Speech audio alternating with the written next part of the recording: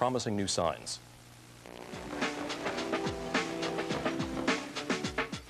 It's a scene doctors see all too often every summer. 1,300 Canadians injure their spinal cords each year. Almost half of those accidents are caused by careless diving in shallow water. It used to be there was little hope for people with these injuries, but that is changing. The treatment for head injuries and spinal cord injuries is even now much better than it was 10 years ago. I suggest you get it today because there's very limited space. 800 of the world's leading neurosurgeons and researchers are in Toronto this week. They're discussing some of the newest ways to deal with spinal cord injuries.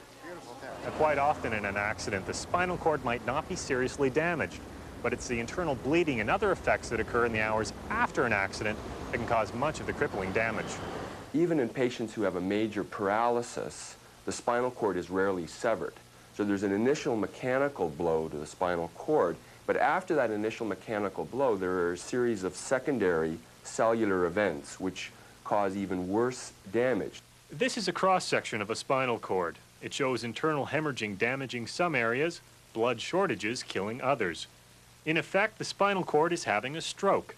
Researchers are studying methods to save some of those cells and looking for drugs that might help regenerate dead ones. It is possible within the next 10 or 15 years that if some of these studies work out, that we will perhaps actually be going on to clinical trials in patients to look at some strategies to actually try to regrow nerve cells. If it works, then one day damaged spinal cords might become healthy once again. Michael Wise, CBC News,